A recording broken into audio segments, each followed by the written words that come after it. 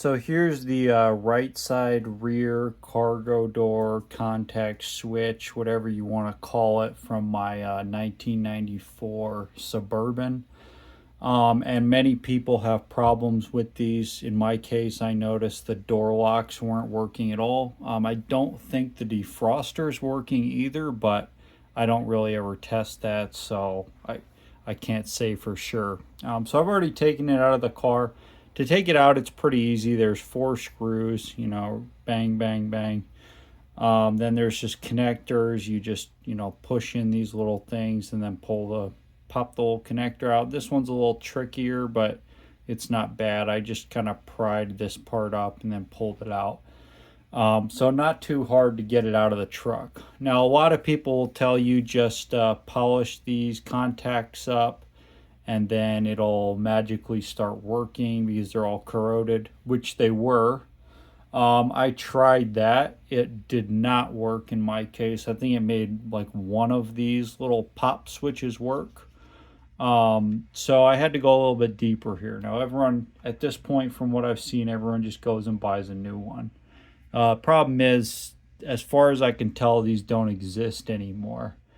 They're discontinued pretty much everywhere. Now, you could go look for one in a junkyard, but chances are it's going to have the exact same problem because all these trucks are the same age.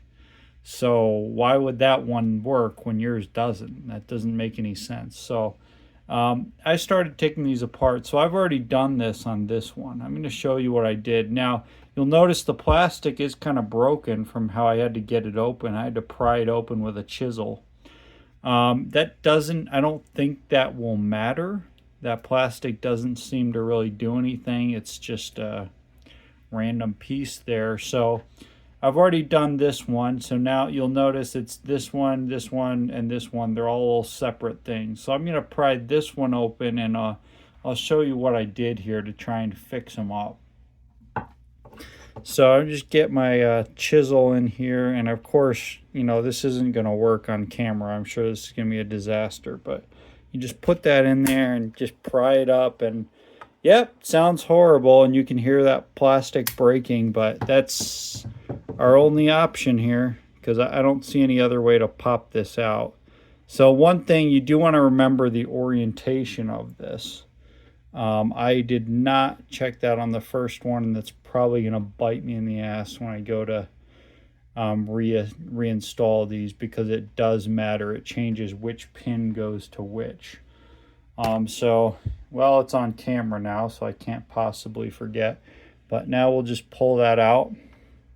And then you'll notice, so you go one side at a time. So first you pull out the spring. Then you can push this thing, push the plunger up, and then you're going to need a little screwdriver or something, or punch, to get it the rest of the way.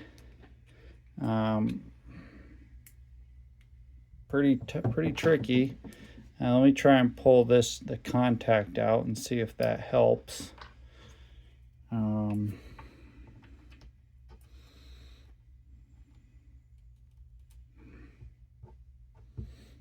This one is a lot more stuck than the previous one, which I guess is good because that means it has more pressure on the little side contacts. But I'm just gonna whack this a little bit with my hammer here.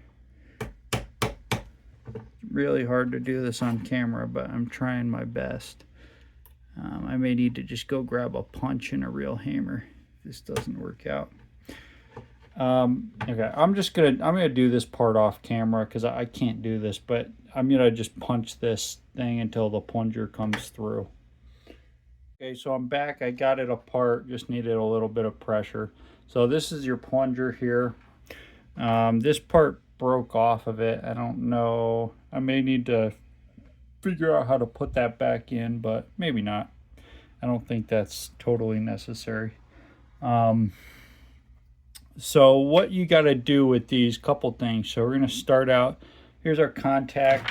I've got some 80 grit sandpaper. I'm just going to run that on there. a little bit. And obviously, all right, let me do this off camera so I'm not going to waste your time. Okay, so I did my best to clean them up here. The corrosion was quite substantial on these. So I wasn't able to get them fully clean. If you have like a belt sander or something, that might work pretty well for this piece. And I also cleaned up these because these little ears, these are what actually makes contact with this. They ride in there like this, and then they're making contact. So this was the whole problem I was having where mine weren't. These things, these little ears, on the first one I did, they were bent in. So what I did was after I cleaned them up, I just pulled them out, bent them out a little bit to give them a little bit more pressure when they ride in there on that contact. Then I cleaned up the head as well. And then what I'm going to do in addition, that you don't have to necessarily do, but I'm going to do this. I've got some copper anti-seize. I'm going to put just a very light coating on this surface, this specific surface of the contact. And that should hopefully prevent, future corrosion there. And also improve the conductivity a little bit. Not a lot, because you don't want it to, the last thing you'd want this to do is bridge the connections, which would, cause a short and probably blow a fuse. So just a little light coating on this one surface of the contact. That's it. Okay, so now we're going to reassemble it. So it's actually fairly easy to take these apart. So I'm just going to, so first you take your plunger, you just put it out, and notice, so if one of your ears got broken, like I broke one on this one when I was doing it, make sure the good ear is pointed towards the contact, because that's the only part that actually makes contact. So I've got that in now. Now I'm going to take my contact, and this part can be a little bit tricky. You're just going to pry up the little tab or ear or whatever and slide it into its slot, and it goes this way. Make sure that the end contact points in towards the plunger. Then you push that down and lock the plunger in there. Then you're going to take something to poke the plunger the rest of the way through. Then you'll take your spring, put that in there. And you got to make sure it goes all the way in.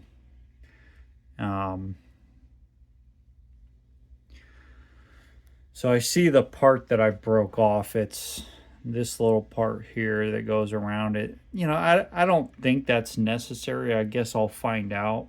It seems like it's held in without that, but I'll put them back. I'll try it without that and see what happens, because I think that's just more, unnecessary plastic. But let's get this thing put that back together, and I'll show you how to test the conductivity on it to see if it's good. Okay, so upon trying to reassemble it, I realized I was wrong. These little things that broke off are necessary. So they're actually part of the connector head. So I'm going to go ahead and try and figure out, I have both of them. I'm going to try and figure out how these went, and then I'm going to super glue them. And we'll see if that's sufficient here to hold it together. If not, no big deal. I'll just have to figure out some way to glue this connector together or whatever, but let me try and figure that out. So we're back the next day. I've got it all glued up to fix those pieces on there. Hopefully that holds. We will see. And I did discover there's these studs on the connector, so you can't put them in the wrong way, so that's good. So let's get this put back on there if it'll go.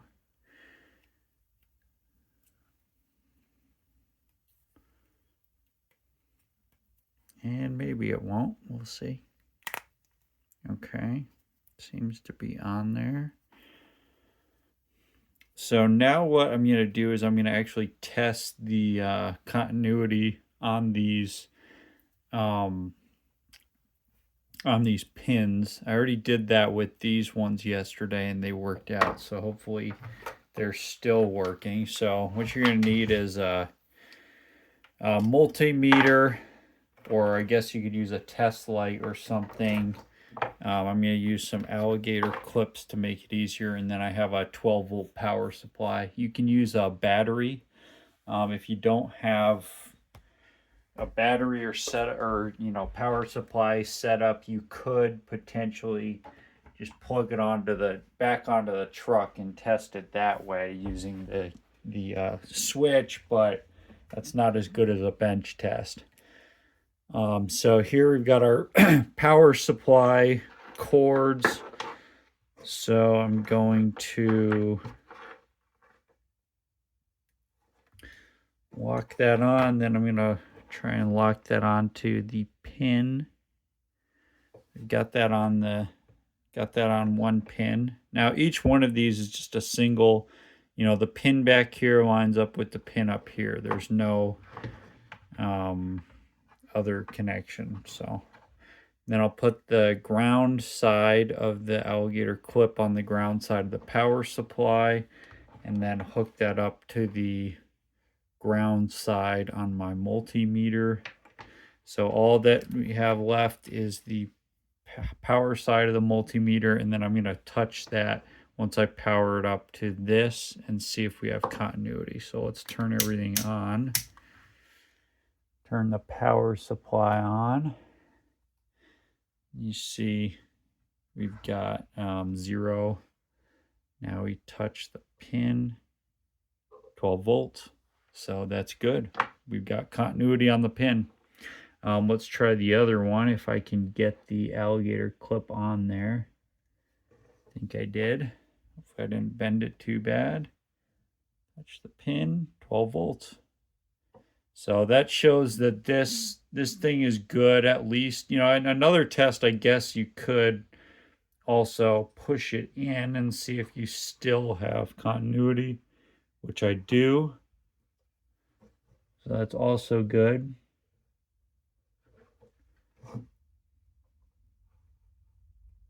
Test that one. Yeah, we're still good. So that's really good. Looking good here. I guess the next step for those pins is to reinstall them in the truck and see if we can get the lock working.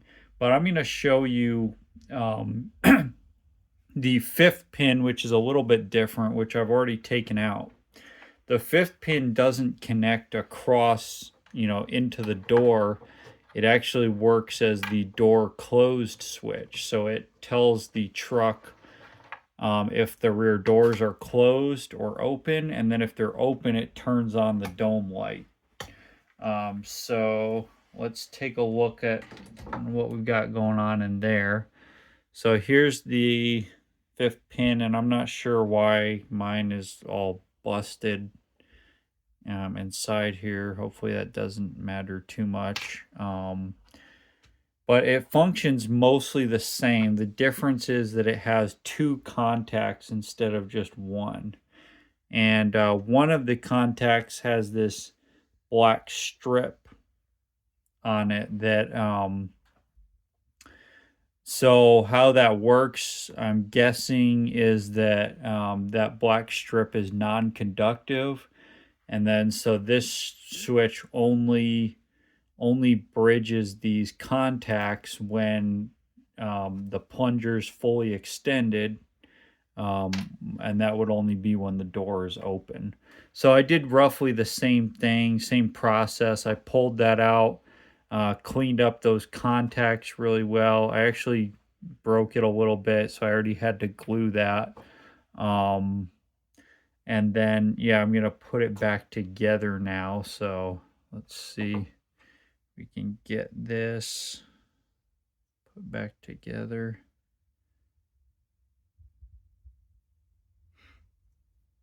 These pins are a little bit trickier than the other ones because they're smaller. Really.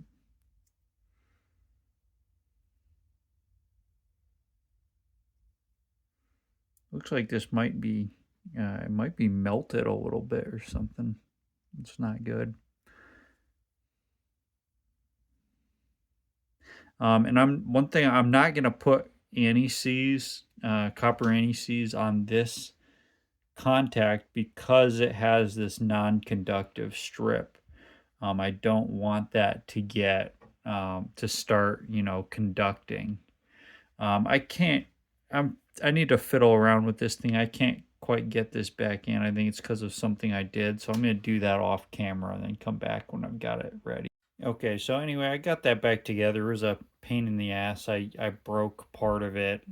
This whole thing, very difficult to get apart without breaking stuff, just because of the size of the plastic and everything. But anyway, I got that fifth plunger back installed. So the way you can test this, I'm not going to do this because I don't have my alligator clips aren't going to fit in there, and I'm not going to try and fiddle around with, these leads on camera. It's just not going to work. But how you can test this once you get it put back together is if you apply power to one pin and then you put your multimeter, the positive on the other pin. When you push it in, you should get 12 volts. And then when it's out, you should not get 12 volts. You should get 0 volts. So that's how you can do it. If you, I really don't care about the door light coming on, and it's just going to be way too difficult with that tiny connector. So yeah, this is all good to go now. That's the basic process for fixing one of these up. I hope that helps you out, even if you don't end up doing it the same way I did. I just wanted to show that it is possible to fix these things, and that's going to be more and more important as these things, they've already kind of disappeared, and it's probably just going to get worse for finding these. So the more of them that can be rebuilt, the better. But yeah, the only thing left is to pop this in the truck. I'm probably going to test it, and then if it works out, I'll probably silicone the edges of it before I put it back in for real. But I do need to go test it. So thanks for watching. Good luck with yours.